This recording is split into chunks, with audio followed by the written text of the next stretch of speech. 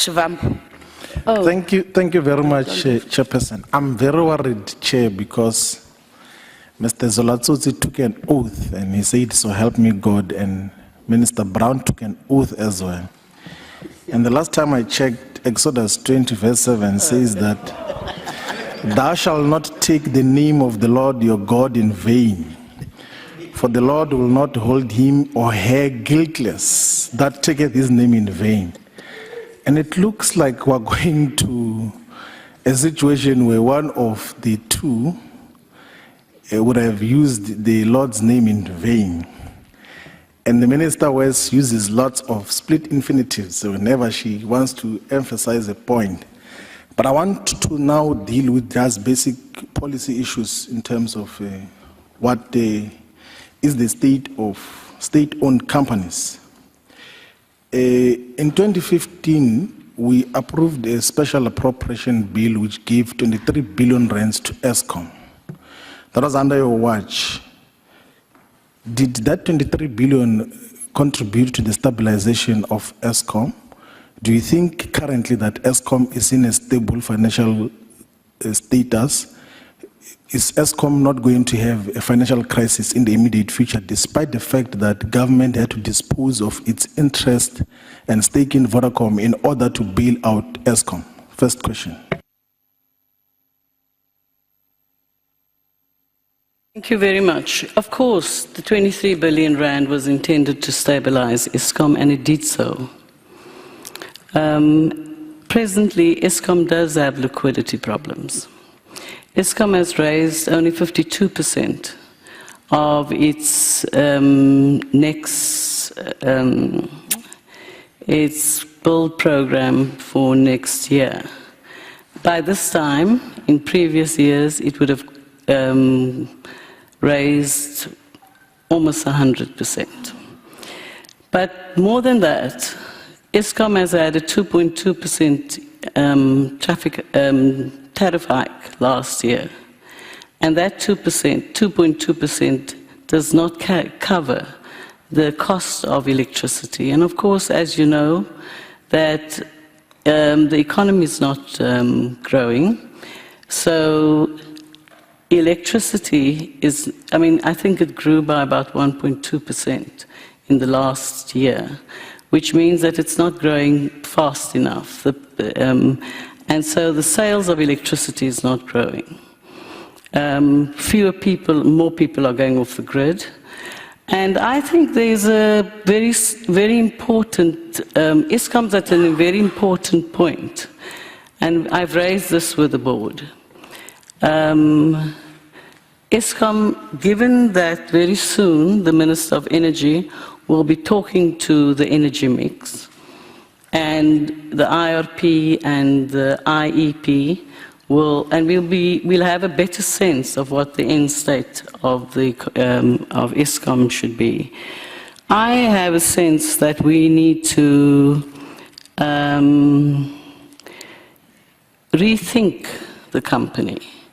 I'm not saying we've got to privatize the company, because every time I say we must rethink the company, people think I'm saying we're privatizing Let's deal with the... So there are liquidity issues. I was speaking about the status quo. If the company is stable financially, if it will be able to meet its obligations in the immediate, yeah. I've told you that they'll meet obligations up until, and they've said this to me as well, and we have had oversight discussions with them about it.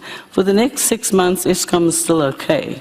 But that's not good enough. You can't be okay for the next 6 months. And so Eskom has to look at how it is going to create this kind of sustainability that we require in the company. The company is fine in the short term. In the long term, it's not fine. You say in page 23 of your submission at the bottom there that Eskom is continuing to service some of the apartheid-era contracts today, 23 years into our democracy. Whose fault is that? Eskom's fault. It's Eskom's fault. Under whose watch? Who's the political leader of that process? Why do you come and decry the fact that Eskom is still bound to apartheid contracts? Why can't you give a policy directive that such should change? No, you can't change a contract. The contracts do come to an end. And when the contracts are at the end of the contracts, that's the time that you have to relook the changes in this. Have you ever attempted to change In fact, Eskom, I have given an instruction that they should look at how the cost-plus mines are managed into the future. What we are going to do with the cost-plus mines. At this point, the Honourable Member Mazzoni raises the issue that in Eskom, for example, 80% of the coal comes from 4 white companies. Minister, we must change that. Yeah. I've given an instruction. It's not going to happen in 3 years' time. When did you give that instruction? Oh, under the watch of Brian Molefe. In fact, I think in a SCOPA meeting, he told us that, he told SCOPA that I have asked them to look at what happens to coal plus mines going into the future. I'm not just speaking about that. Like, you must know the context of these contracts. Well, Brian Molefe yesterday says that some of the contracts have got racist connotations in terms of who must stay what, in terms of race and all of those things there. Why do you always speak about that and not do anything about it? Like, whose blame are you apportioning that to? Where you are running a department that oversees a state-owned company which has entered into apartheid contracts. You have not even tested that in a court of law to check if those contracts cannot be annulled. We must be careful because we need the supply of energy. These 4 coal plus mines have had enormous investment from Eskom. It is the biggest suppliers of coal to Eskom. You can't just cut it off. You've got to actually you have to work on how to transform those plants.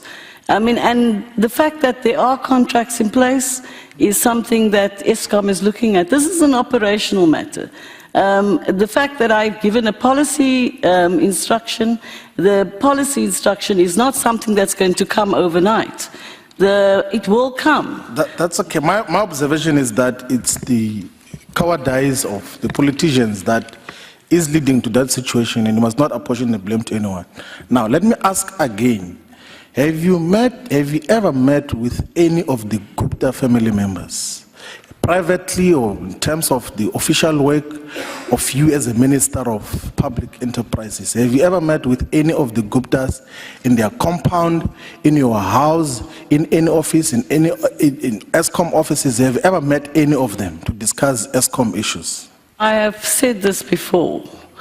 I have met a Gupta about 15 years ago or 10 years ago, I can't remember. I'm asking now in the period where you are. I have never, my executive functions, I have never met a Gupta around any of my functions that I have to perform as an executive head of my department. I have not met a Gupta. I know who they are. I know who they are. Have you ever met Salim Issa in the recent past? You have never met him anyway. You have never seen him anywhere in the recent past. I don't know Salim Issa. So what you have just said, that is that truth and nothing but the truth that you have asked God to help you on? Yes. Now, a person called Ingrid Jefferson, do you know that person? Do you know of her business interest with Eskom? Of any business interest with Eskom, which were facilitated reportedly by Machela Koko? Well, reportedly by me, with Machela Koko. I've just answered Advocate Vinara on this matter. I've not wanted to use the person's name because she doesn't have a right to defend herself in this room. But I was asked, I saw it in the newspaper as well, she has had 2 contracts according to the newspapers, and when I asked her about the 2 contracts, she's told me that she was no longer part of the one company on the oil contract, and on the second contract, so she wasn't part of the company, and that is now before the press ombudsman. And the second contract, if there was any influence, She can do it on her own, but if there was any influence, she didn't get the contract. Do you know that she has been bought a car by the Gupta family? Or actually, the car was bought for you and then it was registered in a name, a Range Rover that came from Dubai, and it's now in her possession. Do you know about that? That was bought for me. Yes. I drive an X1. But do you know that she owns a Range Rover? I know that she owns a Range Rover. When was it bought? I don't know. But do you know where was it bought? I don't know. You do not know if the Guptas were involved in buying that particular car? No. In fact, what I do know is that I've read a press statement where she said she doesn't know the Guptas at all. But you do not know where that car was bought. But she's your partner, but you do not know where the car was bought. I mean, that's an assumption you're making, that somebody's my partner, and I don't think I need to actually say here whether somebody's my partner or not, because I don't ask you who your partner is. Now, the process of appointing directors into and board members of state-owned companies. Honorable members, earlier in the day, I have said we must not go into the personal matters of anyone. We remember when when one called what's this, the president's chicks or whatever. I said that is not, that can't happen in this inquiry. That's too low for the integrity of this inquiry. So please let us not go that personal to a person that we are asking questions to here, please. Now, when your PA went to Dubai to meet with the Guptas, did she tell you that she was going to Dubai? My PA told me she was going to Portugal. And then she went to Dubai? She stayed over at the airport at Dubai, that's what she told me. And when she came back, did she tell you that she met with any of the Gupta family members? No, she didn't. And then why did you release her? Because of the pressure, and she and I agreed that I would release her. Now, in the process of appointing board members, the process is that you call for broad nominations of people who must be considered for any of the state-owned companies. Do you know who nominated the following members who ultimately were appointed into Eskom board? Kwaita Mabude, Vanessa Klein, Vareshni Naidu, Mark Perensky, Romeo Kumalo, and Ben Gubano. Do you know who nominated them, and do you know if those people were in the database of those that had to be considered for board appointments? I gave you a copy. I gave you a copy of the board appointments. I released it to the portfolio committee, and all those names are there. Yes. They were part of the database. Did they arrive at the database at the same time, or they came in different instances? You do not know about that? I don't know that. This is how it works. The board, there's an advert that goes out. There are people who either get nominated or they apply. It then goes to a particular person's name in my legal and governance unit, and then from there, those who qualify in terms of criteria that has been set are placed on the database, and then it goes and becomes verified. So I can't tell you that so-and-so came in on the 11th, so came on the 13th, and so came on the 18th. Now, the Memorandum of Incorporation of Eskom, in relation to what relates to your role as a department, I think almost says that you should concur if the board has to make suspensions of senior executives in Eskom. Did you concur with the suspensions of your former DG, Tsediso Matuna, and the financial director of Eskom, Solofelo Mulife, and Machala Kuku, and Dan Morokan? Did you concur on those suspensions? And what was the basis if you did concur? At the time, I said it earlier, I spoke at quite a lot of length to Advocate Vinara about it, that we were in a very, Eskom wasn't a going concern. The reason why we got the 23 billion was because Eskom wasn't a going concern. And so what happened was that Eskom it was at that time when, at the war room, I went to see the board the day to brief the board about the war room, to also tell them that there are a couple of issues that needed to happen, and one of those issues was that we need to do a deep dive. We were having load shedding every day. There's no verified information coming out of the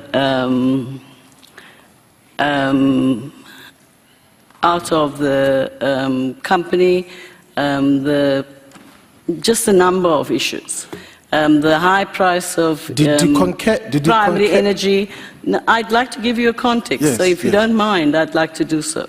All right. And high price of energy. So there was an enormous conflict in the country at the moment around Eskom, lots of chaos. And I said to the board, you heard the minutes. I heard from Advocate Venara that there was a set of minutes that he read from, that I then said, what you have to do is, you must do what you need to do, and I do what I need to do. When they send me the 4 names of the people that must be suspended, I accepted it. I had no reason not to accept it. Look, like, just quickly, in page 25... You've got 1 second. Yeah, in page 25, Minister, you say, do members of this committee honestly believe that what I've just described is a fair process, or that it is getting any closer to revealing the facts? I think as committee members must not believe you.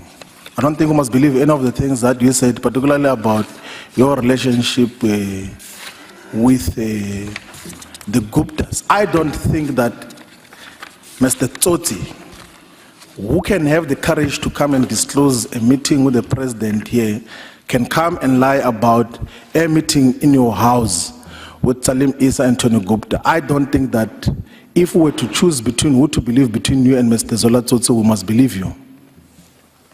Thank you very much, You must Honorable. believe whoever you need to believe, Honorable Floyd Shivambu. The issue is that why have you not asked him on which date was it, at least? So that we at least know if there was a date. He said the 7th of March. He said actually the 7th of May in his official submission. He said the 7th of May. Well, he's not been to my house with Tony Gupta and... Well, he's not been in my house with Tony Gupta or Salim Issa. Thank you very I think much, Honorable the Lord's name has not been honored Honorable properly. Yang.